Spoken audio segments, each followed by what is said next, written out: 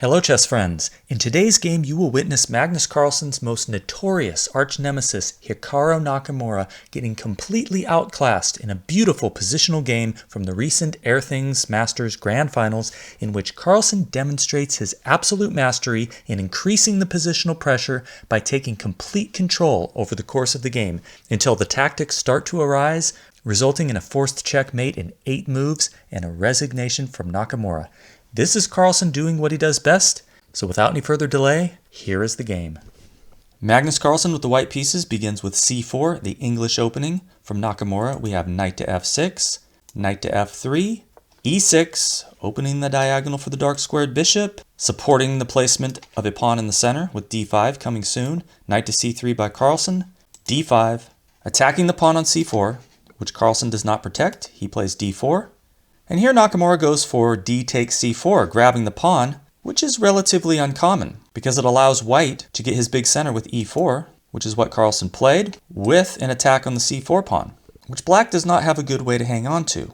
Nakamura plays b5, which does defend the pawn for the moment, since although that pawn can be captured with knight takes b5, this removes the defense from e4, and black can capture the pawn there. But Carlsen is able to push this pawn with an attack on the knight, and once it moves, knight to d5, now he can take the pawn on b5, after which the c4 pawn is once again under attack, so Nakamura defends with knight to b6. And after this transformation of the position, we can see that white has the 2 central pawns versus black's 1. However, this pawn duo has been weakened a bit since e5 has been played, leaving the d-pawn backward and vulnerable to attack. It would be better to have these pawns side by side on d4 and e4, giving white more dynamic possibilities.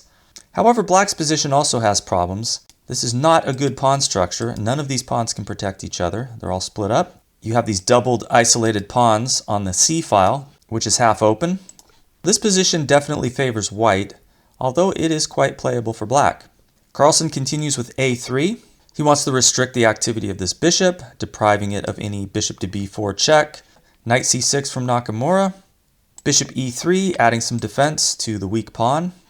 Now queen d7, with the potential for a discovered attack on the undefended b5 knight, if this knight were to move somewhere.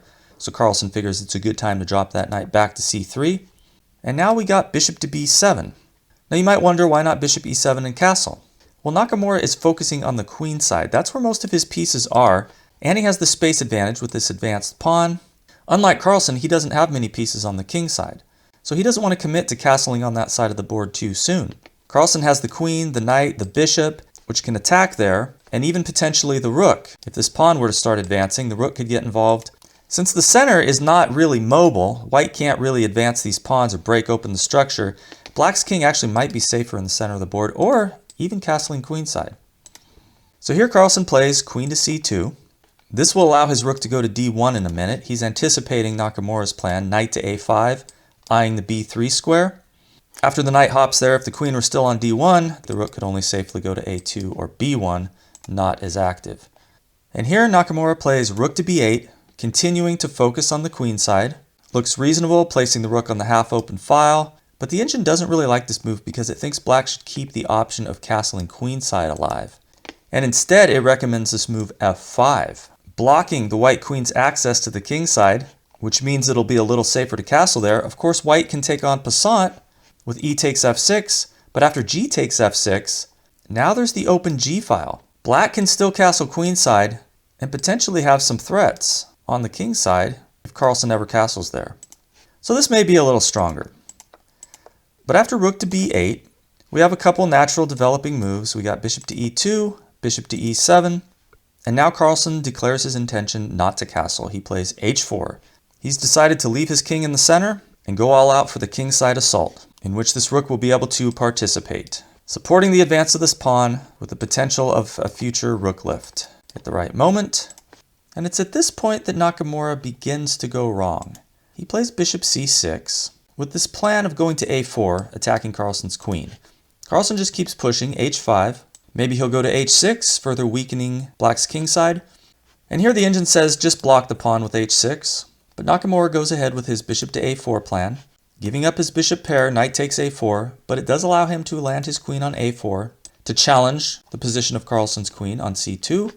And he would love Carlsen to just take out his queen, because after knight takes a4, black is actually the preferred side here.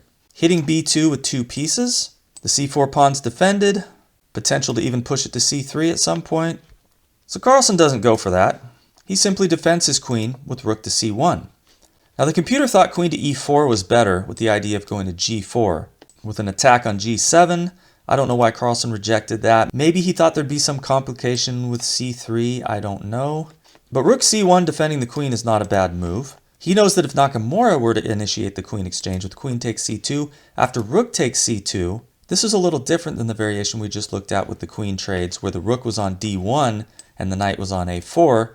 Here the rook's on a better square, it's defending b2, c4 is hit by 2 pieces, and b2 can be further defended with the move bishop to c1. So in this case, white is the preferred side. So Nakamura does not go for this. He drops his knight into b3, hitting the rook, which moves to b1. And here the best move for black would probably be to just castle. Even though it looks a bit scary after h6, black can play g6, avoiding the trade of pawns in front of his king, and the engine thinks that this offers black the best hope.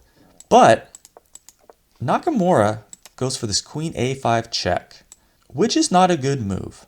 All it does is allow Carlsen to get his king to a safer square, off of the open diagonal. It moves to f1, and now the c4 pawn has less protection, no longer protected by the queen, and it's hit by 2 white pieces. And here the computer says that h6 is black's best chance, giving white the option to take the c pawn, but Nakamura has this ambitious idea with c5, which may be the fatal blunder of the game. Carlsen continues with h6, threatening to take on g7, so Nakamura plays g6, and now Carlsen finds the strongest move.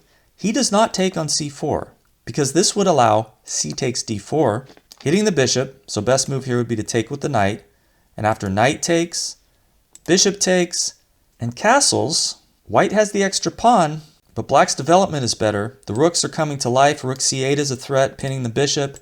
The white king is uncastled. You don't want the position to open up like this.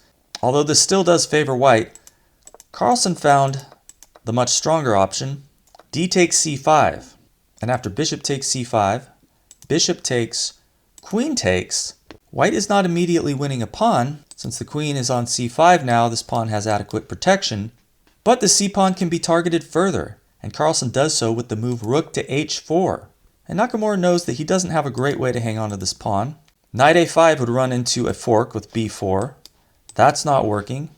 You can defend the pawn with rook c8, which according to the computer may actually be the best move, but it is very passive. Being tied down to defending the pawn on c4 is not the role he wants for this rook, and in this position this knight is kind of stranded. You have no easy way to get it back into the game. So Nakamura goes for activity over passive defense by castling, allowing Carlsen to grab on c4, which looks a little dangerous for white after Nakamura's move rook f to c8, but Carlsen can get away with this because there's the move bishop takes b3, grabbing the undefended knight, and black has a couple ways to get his piece back. The most obvious is queen takes, bishop takes, rook takes, but Nakamura being a pawn down, he wants to keep the queens on the board, so he plays queen to b5 check, with the discovered attack on the white queen by this rook here on c8, so Carlsen is forced to block the check with queen to e2, which takes protection off the bishop, allowing queen takes b3. Now Carlsen plays rook to b4, getting the rook to a better square with an attack on the queen, which goes to a2, attacking the rook on b1. And after rook d1, Nakamura doesn't really have anything for the lost pawn. Carlsen is defending everything, and there's not really a good way for black to attack his weakest pawn on h6, which is a real thorn in Nakamura's side, since he can't get as much activity as he'd like to with his rook, since one of these rooks will always have to be hanging back to defend against rook d8 checkmate. As long as this king's here on g8, it's got no squares. So Carlsen has a winning position, but he will be required to demonstrate his positional mastery in order to convert it into a full point. Nakamura plays a5, hitting the rook. Rook goes to b5, now a4. Controlling b3, rendering Carlsen's b-pawn weaker, since it will be more difficult to advance. But now Carlsen shows us that this weak b-pawn is not what matters in the position. He plays queen to e4, improving his queen's position, and controlling c4, which is the only square Nakamura can really use to get his queen back into the game. It's really not doing much on a2. So Nakamura says, alright, I'll take my opportunity to play queen to c4 check. This forces a trade of queens. Carlsen takes the queen, Now we got knight takes c4. Seems like a good post for the knight, hitting the b2 pawn. This rook's under attack. Carlsen takes on b8. We got rook takes b8. Now it seems as though black might survive. This pawn's hit by 2 pieces, defended by none. But Carlsen knows that his winning advantage is not dependent on having an extra pawn. Black has bigger problems to worry about. Rook d4 is played, attacking the knight, which could immediately take on b2. But Nakamura decides to defend it first with rook to c8, placing his rook on the open file. He knows that Carlsen can't really save that pawn. But now we got rook to d7. Nakamura grabs on b2. And now knight g5, hitting the f-pawn with 2 pieces. And because of the pressure on this f-pawn and the misplacement of this b2 knight, Nakamura is hopelessly lost. He defends the pawn with rook to f8, and now we get to see the incredible technique of Magnus Carlsen come into play. Rook to d4, an excellent move. Pressure on a4, which is defended, but even more importantly, it watches over c4. This knight is in danger of getting trapped. If king e2 can be played and then rook to b4, this knight is going to have no escape. All of its squares will be covered. So Nakamura plays rook to c8, supporting the evacuation of his knight via the c4 square. And now rook back to f4, once again hitting f7. Now if Nakamura went back to f8, defending the pawn that way, then Carlsen could just work on trapping the knight with king to e2, threatening rook to b4. If you were to defend with rook c7, this isn't working either because Carlsen can play rook to b4 with the dual threats of capturing the knight on b2 and rook to b8 checkmate.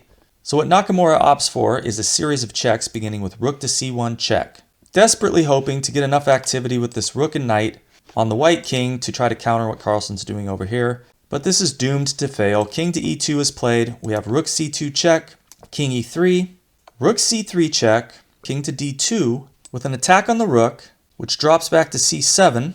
And now because Carlsen's king has been lured over to the d2 square, black will be able to vacate his knight from the b2 square with a check in response to the move rook to b4, after which he can deal with the checkmate threat.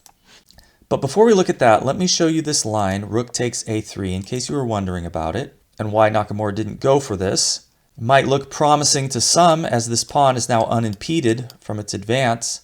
Maybe black will get enough counterplay with his passed pawn. Well, here white has rook to d4, threatening checkmate. And since this rook can no longer guard the back rank, black's only good way to deal with that is to start moving the king towards the center. But this, of course, takes protection off h7. It can be taken with check.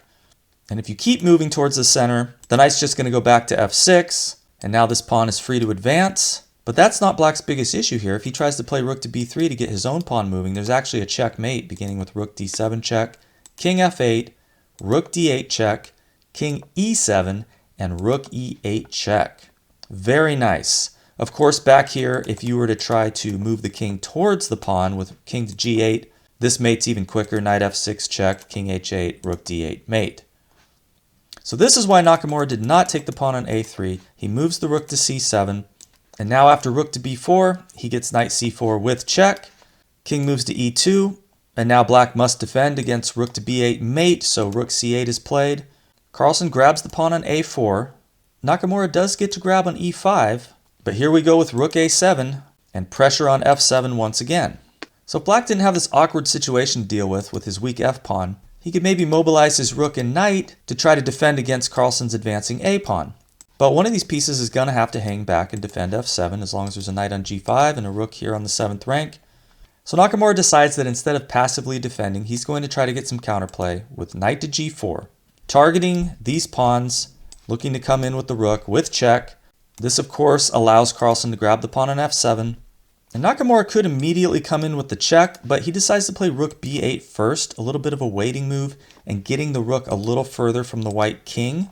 He's anticipating Carlsen's next move, f3, after which he plays rook to b2 check. If the rook was checking from c2, then king d3 would attack the rook. But here, Carlsen's king d3 does not do that. And now he's free to check with the knight, knight to f2 check. The king goes to d4. Now we have rook d2 check by Nakamura. King goes to e3. And after rook to a2, Nakamura has succeeded in getting his rook behind the passed pawn, which normally is a good thing.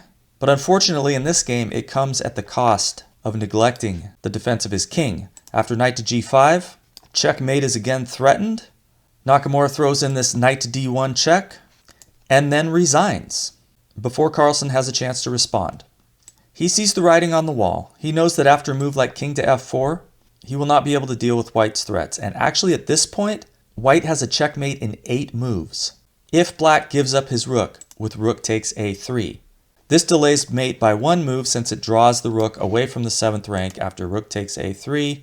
But since that is not a move a human would ever make, we're going to look at the mate in 7 moves that begins with the more reasonable attempt for black, king to f8, answering the threat of mate by giving the king the e7 square to go to. But here white can continue knight takes h7 check, and here the best try for black is to move towards the passed pawn. If you go this way, then the knight's just going to move and this pawn's going to make it to h8, and that's going to be checkmate. So king g8 is the best try, but now we got knight f6 check. And of course if you go to h8, then rook to a8 is mate, so you have to go to f8. And white will still succeed in pushing his pawn through. Black can throw in g5 check, the king moves, then you can throw in rook e2 check, the knight blocks. You can check again by taking the knight after f takes e4. Black can no longer delay the inevitable mate that is coming with the promotion of the h-pawn. Doesn't matter what he plays, h8 will promote the pawn to a queen or a rook with checkmate. So I hope you enjoyed that positional masterpiece by Magnus Carlsen, defeating his most notorious rival, Hikaru Nakamura. If you enjoyed this content, please subscribe to the channel for more quality analysis like this of Magnus Carlsen's best games coming your way soon. Thanks for watching.